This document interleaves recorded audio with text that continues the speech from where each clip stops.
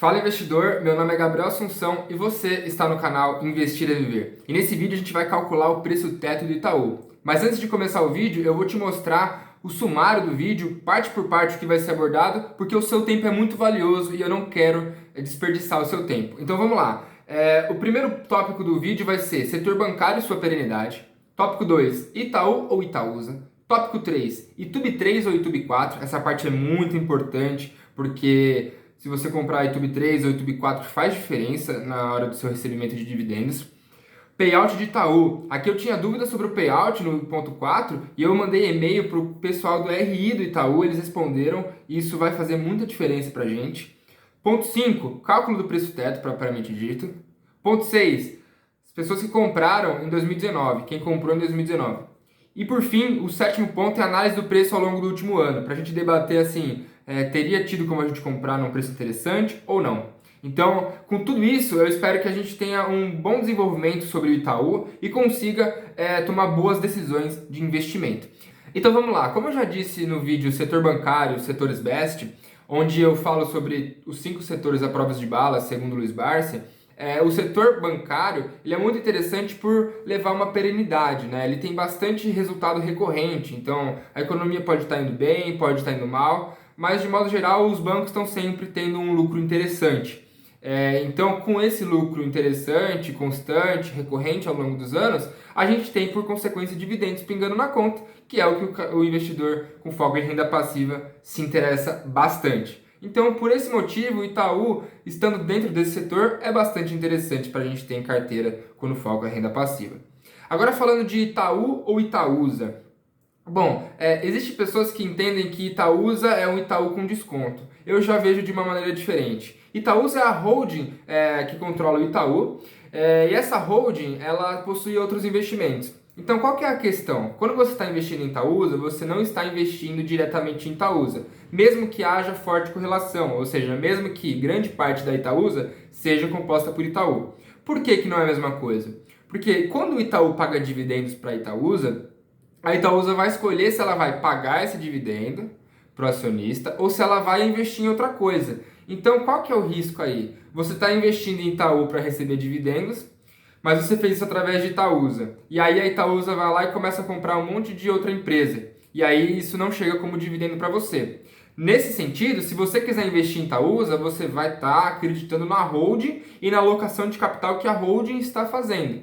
É diferente de investir em Itaú por conta do negócio do banco e usufruir dos dividendos dele. Então é importante que você decida em qual empresa você quer investir, Itaú ou Itaúsa, porque isso vai fazer muita diferença e as expectativas que você deve ter de uma empresa são diferentes das expectativas que você deve ter de outra. Basicamente, Itaú não é a mesma coisa que Itaúsa. Eu prefiro Itaú, prefiro investir diretamente no banco, mas isso é uma escolha pessoal e, portanto, a gente vai falar de Itaú. Só que para a gente escolher as ações do Itaú para comprar, a gente sabe que a gente não pode comprar qualquer ação. Por quê? O Itaú ele possui ações ordinárias e preferenciais. A gente vai estudar agora para entender qual que é que a gente deve comprar, a ordinária ou a preferencial. Normalmente, quando o assunto é dividendos, é mais interessante a gente comprar a preferencial, né? Mas aqui no Itaú é diferente. Eu vou te mostrar o porquê.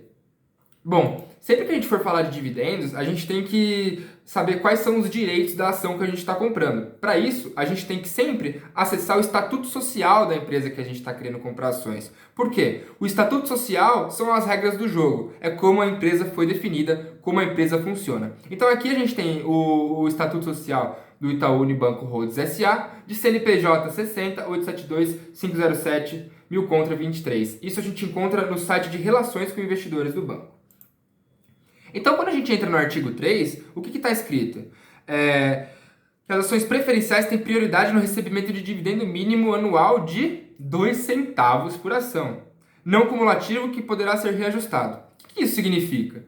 A gente não acredita que o Banco Itaú vai pagar só 2 centavos por ação. Então, essa prioridade no recebimento de 2 centavos anual por ação, de uma ação que custa 20 e tantos reais, não é nada. Então não dá para falar que é preferencial porque tem esses 2 centavos. Então aí já mata um argumento para preferencial. Mas se a gente seguir na destinação do lucro líquido, no artigo 13, A gente vê que ele é baseado na Lei 6404 de 76, né, que é a Lei de Sociedades por Ações. Quem estuda contabilidade sabe que essa lei é muito importante. Então, o que no 13.2 está escrito? As ações preferenciais será distribuído o dividendo prioritário mínimo. Qual que é esse dividendo prioritário mínimo? Os 2 centavos.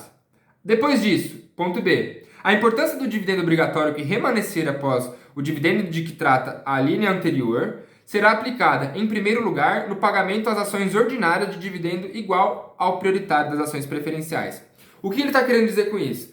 Vai receber uma merrequinha na ação preferencial e depois tudo que sobrar vai primeiro para a merrequinha da ordinária. Após isso, as duas vão juntas. Isso que está escrito no ponto C. As ações de ambas as espécies participarão dos lucros distribuídos em igualdade de condições depois de asseguradas as ordinárias, dividendo igual ao mínimo das preferenciais.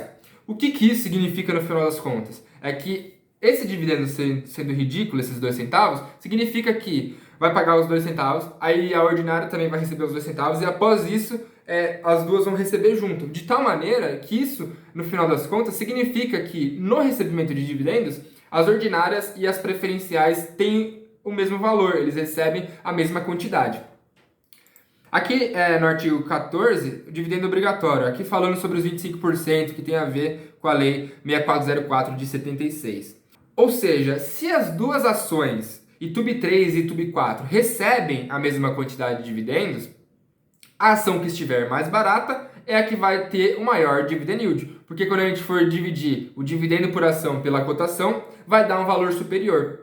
Ou seja, a regra não é nem ITUB 3 nem ITUB 4. A regra é a que estiver mais barata. Historicamente, a ITUB 4 sempre foi mais cara do que a ITUB 3, então acaba que, de modo geral, os investidores que têm foco em dividendo, eles acabam comprando sempre ITUB 3. E isso é interessante até, porque além do dividendo ser mais interessante, é uma ação ordinária, que no final das contas é mais interessante do que uma ação preferencial. Não que isso faça tanta diferença, mas já é mais interessante. Então, se a gente observar aqui, o ITUB 3, em 11 de abril, estava R$ 22,82, e a ITUB 4 em R$ 26,48, de tal maneira que não faz sentido comprar ITUB 4 quando o foco são os dividendos, porque você vai receber muito menos dividendo por conta da ação estar mais cara. Então, agora que a gente já sabe escolher entre ITUB 3 ou ITUB 4 e que atualmente o mais interessante é ITUB 3, vamos falar um pouquinho sobre payout. Por que é importante o payout? Quando nós vamos calcular o dividend yield projetado, o dividend yield médio, a gente se preocupa com a taxa de payout que deveria ocorrer ou que vai ocorrer nos próximos anos, porque isso ajuda a gente a fazer conta. Mas, se você olha o Itaú, você vê que alguns anos atrás ele estava com payout altíssimo, agora ele baixou. Então fica um pouco confuso a questão de será que o payout do banco a partir de agora vai ser 50%, vai ser 25%, vai ser 70%, vai ser 100%? Então eu fiquei com essa dúvida e fui investigar. Para isso eu mandei e-mail para o site Relações com Investidores do Itaú e gostaria que vocês acompanhassem essa série de e-mails porque ela vai ser muito esclarecedora quando o assunto é o payout do banco e como a gente deve esperar os dividendos de Itaú nos próximos anos. Então eu mandei o seguinte: boa tarde, gostaria de tirar uma dúvida sobre a política de pagamento de dividendos, mais especificamente sobre o payout. Muito obrigado.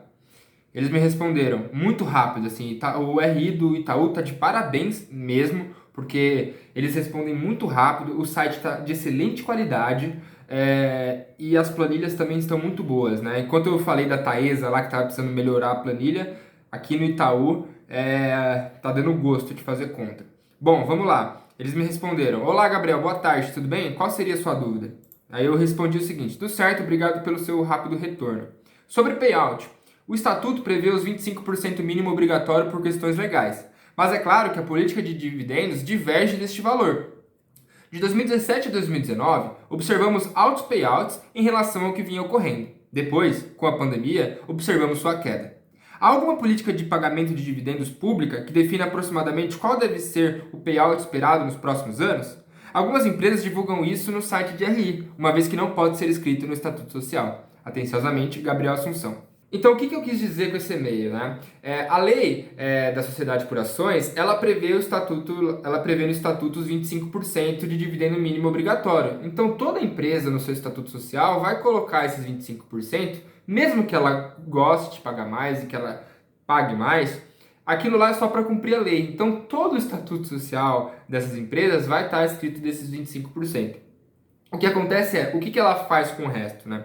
Aí tem empresas que dentro do site de relações com investidores escrevem publicamente, olha, os 25% são por questões legais, mas o nosso interesse é distribuir sempre aproximadamente 50% do lucro líquido.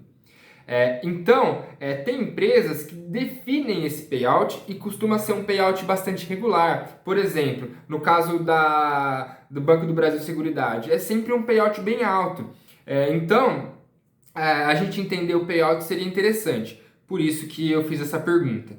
E aí eles me responderam de maneira muito interessante também, e isso a gente vai debater. Prezado Gabriel, boa tarde, tudo bem? Nesse momento estamos olhando mais o lucro por ação e não o payout. Com o crescimento do lucro, a expectativa é de que o dividendo por ação suba naturalmente. Também vale destacar que a geração de valor para o acionista não vem só pela distribuição de dividendos, mas também pela valorização da ação e por esse motivo, a administração avalia de forma cautelosa o melhor uso do capital. Além da lucratividade, as demandas de capital são determinantes para a definição do pagamento de dividendos, pois garantem a solidez e disponibilidade de capital para suportar a estratégia, seja em função de crescimento dos negócios, de possibilidades de fusão ou aquisição, de alterações regulatórias ou mesmo de eventuais mudanças na lei de tributação, por exemplo. Na prática, referente à distribuição de dividendos, a administração se comprometeu a distribuir o capital que exceda o apetite de risco de 13,5% de capital nível 1. O apetite de risco define a natureza e o nível dos riscos aceitáveis para a nossa organização, limitando as condições nas quais nossa gestão buscará maximizar a criação de valor. Encerramos 2021 com o capital nível 1 de 13%, indicando abaixo da meta 13,5%. Além disso, entendemos que há oportunidade de alocação de capital para crescimento rentável que garante a sustentabilidade do banco com criação de valor para o acionista. Não há meta de payout. O objetivo é criar valor para o acionista independente do percentual do lucro a ser distribuído. O pagamento mínimo obrigatório é de 25% do lucro líquido apurado no exercício e o capital gerado acima do target de 13,5% nível 1 tende a ser naturalmente distribuído. Então, foi uma resposta brilhante, assim, de bater palma essa resposta do Itaú, assim, deu gosto de ver essa resposta. Por quê? Qual é o papel de um gestor de uma empresa desse tamanho?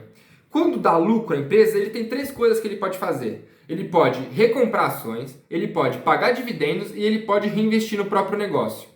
Então, você travar um payout, por exemplo, é falar que sempre vai ser aquele payout independente de as ações estarem muito baratas para recomprar ou oportunidades de investimento interessantes. O que eles estão dizendo com isso? Que eles não querem travar um payout, eles querem fazer o melhor para o acionista nessa alocação, entre recompra, dividendo e fusões e aquisições ou qualquer outra coisa. Cabe a nós, acionistas, observar se de fato eles estão tendo bons retornos desses investimentos que eles estão fazendo ao invés de pagar dividendos. Mas olhando como o banco funciona, como ele tem trabalhado nos últimos anos, a gente observa que o Banco Itaú, estrategicamente, ele sabe muito bem empregar capital. Então, o que isso significa no final das contas? O dividendo do Itaú vai crescer ao longo dos anos, mas a ideia é que o Itaú não parou por aqui. O Itaú não é uma empresa madura, sólida, que não tem mais para onde crescer e por isso distribui 100% dos dividendos, dos lucros em formas de dividendo. Eles estão aqui falando, a gente tem espaço para crescer, a gente está guardando dinheiro para lá na frente fazer alguma coisa com esse dinheiro. Então, é de se respeitar demais essa posição do banco, né? Eles não estão abrindo a perna para o payout, eles estão falando assim, eu confio no crescimento dessa empresa, a gente não está maduro ainda, e a gente vai crescer, vai dar mais lucro e, por consequência, vai dar mais dividendo independente do payout.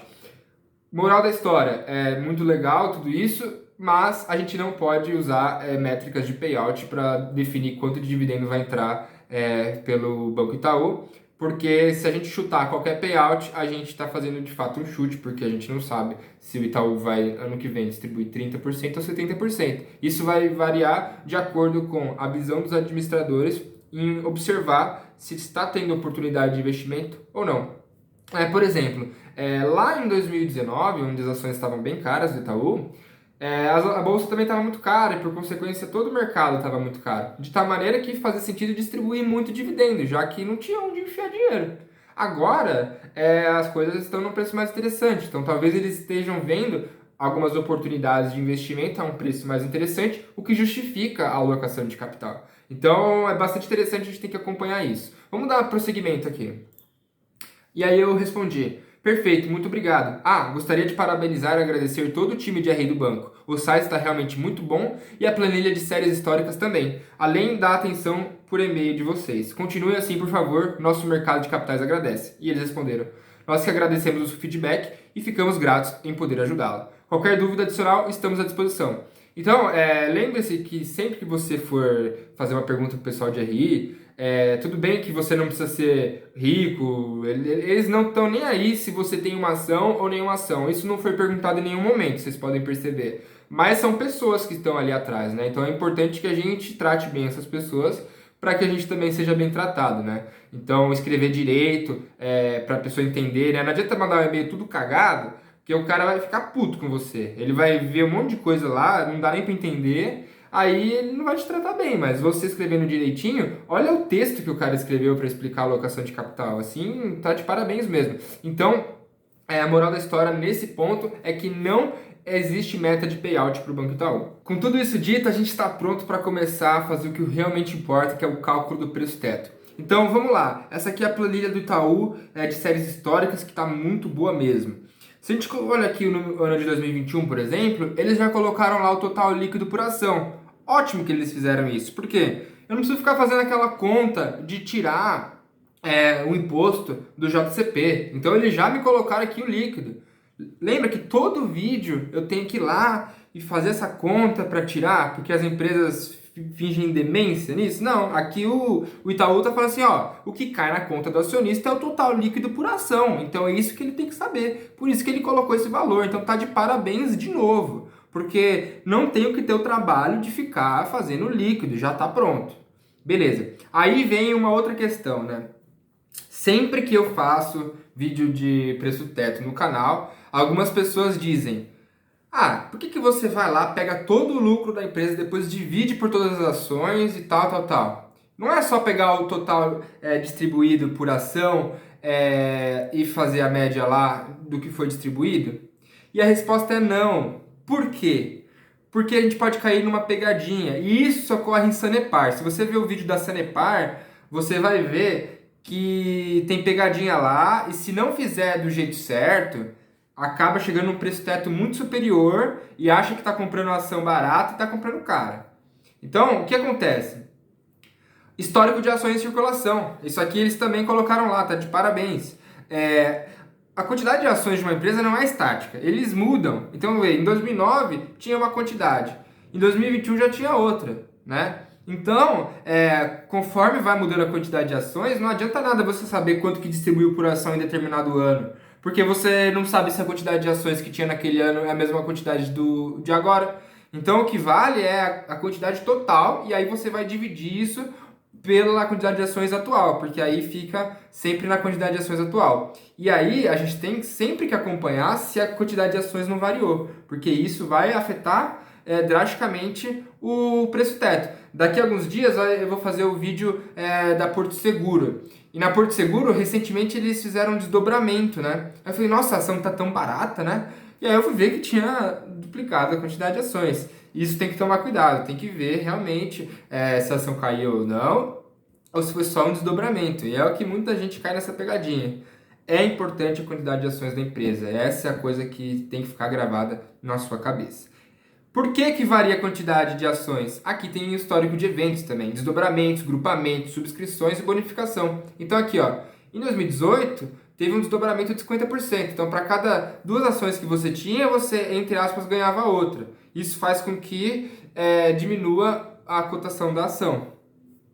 certo? Então, a gente chega aqui nos totais. Isso aqui é o montante total. Depois a gente divide pela quantidade de ações e a gente já vai conseguir chegar num valor para fazer o cálculo do preço teto. O que é importante no Itaú? Lembra que eu falei que tem 3 formas de alocar capital? Recompra de ações, proventos e investir no próprio negócio? Aqui o Itaú mostra separadinho o que foi que ele fez em proventos e o que foi que ele fez em recompra. De tal maneira que o que você ganhou de fato é a soma do total de dividendos mais a recompra, tá? Então por isso que quando eu for calcular o preço teto eu vou juntar essas duas coisas. Porque de fato elas fazem com que o seu capital seja remunerado, diferente do que foi retido para investir na própria empresa, que isso aí vai demorar mais para realmente se transformar em valor para você. Bom, então com isso vamos direto ao que interessa nesse slide aqui, ó. O que a gente tem? Vamos lá. Primeira coluna, ano. Então, de 2021 a 2009. O que a gente observa no lucro líquido que está na segunda coluna? Se a gente fizer uma média dos últimos 5 anos, a gente vai observar que vai dar 24,88 bilhões.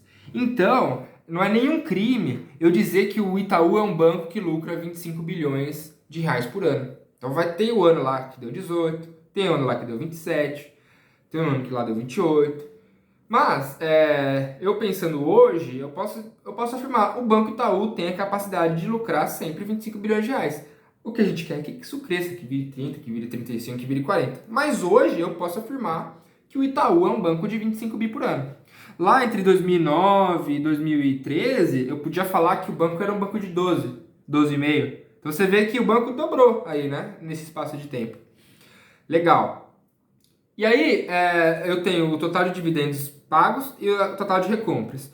Com isso, eu cheguei no total de proventos líquidos mais recompra, que é o que de fato o acionista ganhou fora a valorização, né? Aí eu pego a quantidade de ações atuais, porque sempre a gente tem que fazer a conta com a quantidade de ações atuais. E aí eu cheguei no total de proventos líquidos mais recompra por ação. Então em 2021 deu 64 centavos, em 2020 46, em 2019 R$ 1,92, por assim vai. Fazendo a média dos últimos 5 anos, a gente tem que cada ação recebeu R$ 1,49, R$ 1,50 praticamente, né? Então, a gente pode calcular o preço teto.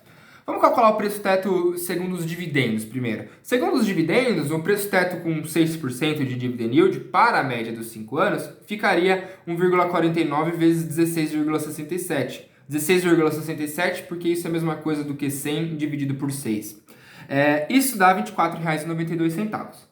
Já uma outra métrica muito interessante quando a gente fala de setor bancário é usar o PL, né? E você pode ver na literatura diversos livros americanos sobre investimento, eles citam o PL de 10 como sendo o momento em que o banco está no preço ok, não está nem caro nem barato, né? Então, no PL de 10, assumindo um lucro de 25 bi, então 25 bi é uma hipótese minha que, se lá na frente eu achar que o banco é um banco de 30 bi, eu tenho que mudar essa hipótese, há um preço sobre lucro de 10 e o lucro líquido de 25 bilhões, eu chego num preço teto de R$ 25,56. Então, nessa parte menos restritiva, né, que eu sempre digo que a gente calcula um preço teto mais restritivo e um menos restritivo, dá R$ 25. Ou seja, abaixo de R$ 25, pode ser que eu não esteja fazendo a melhor alocação de capital do mundo, mas eu sei que eu não estou comprando caro. Isso é a coisa mais importante que existe nos investimentos. Se você não comprar caro, já te resolve muito problema na vida, porque impede que você perca o principal, te dá muita segurança, né? Primeira regra do Warren Buffett, nunca perca dinheiro. Segunda, não esqueça a regra número 1. Então, não pagar caro é muito importante. Com R$ 25 você está protegido disso. Agora, vamos pensar. Tudo bem que eu não tenho payout, mas vamos supor que o payout seja de 50%, né? Num payout de 50% e o lucro líquido assumido de 25 bi, eu chego num preço teto 6% de R$ 21,30. Já se eu fizer um preço teto PL de 10 para o mesmo lucro líquido de 25 bi e colocar uma margem de segurança de 15%, é a mesma coisa do que se eu estivesse aceitando um PL de 8,5, né? Eu estou sendo um pouco mais rigoroso, um pouco mais cauteloso, querendo pagar mais barato. Para isso, o preço teto fica em R$ 21,73. Então aqui, meio que fazendo uma média mesmo, eu poderia dizer que o meu preço teto mais restritivo seria de R$ 21,50. O que que isso significa? Bom, abaixo de R$ 21,50, eu sei que eu não estou pagando caro, mas eu sei que eu estou pegando um preço legal, tá melhorando. Isso é bom, porque quanto mais barato eu pago, mais dividendo eu recebo e mais valorização potencial eu tenho. Então essa história de que preço não importa é balela. E aí a gente vai debater 2019. Vamos lá para 2019. 2018, para falar a verdade. O cara começou a comprar ação em 2019 e enxergou o ano de 2018 inteiro, né? Essa pessoa, ela viu um dividendo mais recompra de R$ 2,35 por ação. E aí essa pessoa fala, nossa, que legal, R$ 2,35 vezes 16,67, que é a mesma coisa que 100 sobre 6, 39,17. Caramba, tá barata a ação, né? Porque a ação lá tava na casa dos R$ 30. Tá barata a ação. Mas você vê que deu ruim, né? Hoje a ação tá 22 e pouco. Então essa pessoa aí tá com o dinheiro meio empatado faz um tempo, né? Se essa pessoa tivesse usado os 5 anos anteriores, ela teria 2,35, 2,11, 1,12, 1,09 e 0,68, que chegaria num preço teto de R$ 24,50. E aí, naquele momento lá, em 2019, 2020, a pessoa ia ver que a ação estava cara, e de fato a ação estava um pouco cara. Então, a pessoa sempre fazendo essas considerações sensatas, ela não vai na onda do mercado. Então, o mercado ficou 3 anos com o Itaú caro, deixa o Itaú ficar caro. Quando o Itaú ficar barato, ele volta para a mão dos donos que devem ter essa ação. São os caras que entendem que a ação tem um preço teto e que você deve comprar abaixo desse preço teto para ter uma boa alocação de capital. Então, vamos lá. Ó. Você vê, em 2019 estava R$ 32,70. Se eu usasse aquele valor, daria um preço teto de 39, mas a partir daí você vê, passou quase 3 anos e nada, né? Então, é sempre bom a gente usar o ano normal. É isso que eu quero que você entenda, o ano médio, né? O ano esperado. E não pegar aquele ano que foi muito bem a empresa e falar, nossa, agora eu vou comprar Itaú, né? Porque as empresas, elas têm certa ciclicidade, né? A gente tem que ver com um horizonte de tempo um pouco maior, tá bom? E para acabar a palestrinha, né? Porque 27 minutos de vídeo já, realmente para quem está interessado, então parabéns se você chegou aqui. Coloca nos comentários o seu nome. Meu nome é tal, eu cheguei até o final, eu acompanhei o vídeo todo, porque você não é um anônimo, cara. Você tem que ter seu nome ali, cara. Parabéns se você chegou até aqui no vídeo. Eu vou debater agora, beleza, cheguei num preço teto, mas será que esse preço teto daria para eu ter comprado as ações? Vamos ver isso aí. Bom, se a gente olhar aqui a cotação de Tube3, eu fiz esse estudo justamente por uma curiosidade que eu tava. Eu peguei o último ano de pregões, foram 249 pregões, isso tem no site de RI do próprio Itaú. Então foi entre 12 de abril de 21 até 8 de abril de 22. O que acontece? Abaixo dos 25, que era aquele preço teto mais brando, né? Era o menos restritivo, 100% dos pregões. Ou seja, um ano para trás, a gente andando, dava para comprar Itaú sem falar que pagou caro. Abaixo de R$ 24,00, 249 pregões, 100%. Abaixo de R$ 23,00, 230 pregões, 92%. Abaixo de R$ 22,00, 175 pregões, 70%. E abaixo do mais restritivo, no último ano de pregões, R$ 21,50, foram 142 pregões, a 57%. Então, hoje você vê lá, tá R$ 22,70, né? Não sei, algo próximo disso. Você não tem que pensar, não, agora vai só subir, eu preciso comprar agora, senão eu vou ficar para trás. Não, vai com calma, a bolsa existe desde antes de você nascer, provavelmente, né? Então, fica tranquilo. Compra ação quando ela estiver no preço bom. Vai ter oportunidade para comprar ação. É um engano falar, aí agora começou a subir, agora só vai subir. Eu já tive esse erro no começo. Achar que a oportunidade não vai voltar. E a oportunidade volta. Claro que para uma empresa ou outra você vai acabar perdendo mesmo. Mas de modo geral, não tem que sair correndo para achar que a ação não vai mais cair. Tá? Você vê que em 57% dos pregões deu para comprar num preço muito interessante. Né? E teve outros pregões que deu para comprar ainda mais interessante. Mas a ideia, claro que não é você ficar sendo um caçador de mínima. Né? Então abaixo dos R$ 21,00, teve 108 pregões, 43%, e aí já começa a ficar uma minoria, né? Abaixo dos R$ 20 teve 48 pregões com 19%. Eu me lembro que lá para dezembro de 2021, as ações do Itaú estavam num preço bastante interessante. Eu cheguei a fazer bastante compra na casa dos R$ 19,30. Então, não é porque eu sou um caçador de mínima. Não, o objetivo não é pegar mínima. Mas se você vai observando que passou no preço teto mais restritivo, passou no menos restritivo, não, tá ficando interessante. Aí, a ideia é que você vai aumentando seu apetite. Então, próxima imagem para terminar. Por que tem a leoa toda cheia de sangue e o bicho preguiça lá de boas?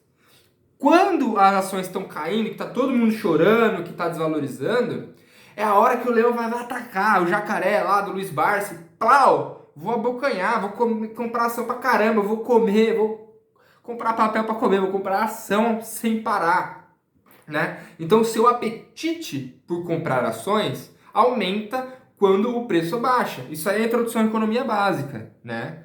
A curva da demanda, ela é direcionada para baixo. Isso significa que diminuiu o preço, aumentou a quantidade. Então, você tem que ter apetite a comprar ações quando as ações estão em queda. Que o pessoal está falando que o Brasil vai virar a Venezuela, sei lá o que, sei lá o que. Nesse momento, tem que ser a leoa. Agora, subiu dos 25 lá, você fica palitando o dente, o jacarezinho já comeu, tá lá de boas. Então você fica lá só observando as papagaiadas, os caras falando que o Ibovespa vai triplicar nos próximos 5 anos. Aí começa a vir aquelas propagandas de última oportunidade do momento. Dessa vez vai ser diferente. E aí você, como um investidor inteligente, fica lá, igual bicho preguiça, só esperando. Aí nesse momento aí, você vai acumulando um caixa. Vai acumulando um caixa. Não tem onde enfiar dinheiro, acumulando caixa. Acumula. Bolsa voltou a cair porque a bolsa é cíclica. Pau, você vira leoa. Então, no final das contas, o que precisa acontecer? Você tem que ter apetite por ações quando as ações estão baratas e satisfeito quando as ações estão caras. De tal maneira que você vai ter um comportamento anticíclico, que é comprar quando estão baratas e não comprar ou vender quando estão caras. Isso você vai ver bastante no livro Investidor Inteligente, no capítulo 8, e também no livro do Howard Marks, Dominando os Ciclos de Mercado. São 2 livros bastante interessantes. E isso mostra que, de fato, o preço importa, né? Não adianta nada você escolher uma excelente empresa que pague dividendos, uma empresa certinha. Se você comprar ela caro, vai acontecer que você vai ter um retorno de investimento pífio no longo prazo, às vezes até uma diminuição da quantidade que você investiu. Então é importante que sim, você escolha excelentes empresas, mas também escolha bons preços. Assim, você vai ter excelentes dividendos caindo na sua conta ao longo dos anos. Sobre Itaú era isso, e agora eu gostaria de te pedir licença para falar um pouco sobre as minhas consultorias de investimento. Eu costumo não ficar falando de vendas dentro dos vídeos que você clicou aqui no YouTube, para não ter aquela sensação desagradável de clicar num vídeo e achar que você só foi enganado a chegar até o final para poder receber uma oferta de uma venda, né? Isso incomoda bastante. Mas eu tô admitindo que você viu todo esse vídeo e chegou até aqui, eu já te entreguei bastante conteúdo, né? Então, como que tem funcionado as minhas consultorias de investimento atualmente? Através de reuniões, então a gente vai conversar muito para entender, para nós dois juntos entendermos qual que é a sua situação, aonde você quer chegar e o que você precisa fazer ao longo desse processo. Eu sei que tem muito conteúdo no YouTube, no meu canal, principalmente, bom, que vai te levar a essa liberdade financeira, mas a gente sabe que às vezes a gente consegue encurtar caminho numa conversa diretamente, né? Então, muitos vídeos que eu ainda vou gravar, mas que vai demorar, porque eu tenho que seguir um cronograma, eu posso passar as informações diretamente, né? Então, a gente vai, de fato, entender quais são as suas necessidades e atuar ali, de tal maneira que o seu processo de aprendizado é muito mais rápido, e a gente sabe que nos investimentos, quanto menos a gente errar, é melhor, né? Então, quanto mais a gente aprender rápido, isso faz com que a gente erre menos e, por consequência, tenha menos frustrações ao longo do tempo. Então, se você quer ter uma consultoria de investimentos comigo, aproveita até, porque o canal é pequeno, então tá mais barato hoje do que vai ser lá na frente, né? Então, aproveita, me manda um direct no Instagram, aqui na descrição tem o meu Instagram, me manda um direct no Instagram, a gente vai conversar para entender a sua necessidade e a partir daí a gente propõe uma consultoria, onde com certeza você vai sair com muito mais conhecimento sobre investimentos do que entrou. E isso vai ser um legado tanto para você quanto para os seus sucessores. Um forte abraço e bons aportes!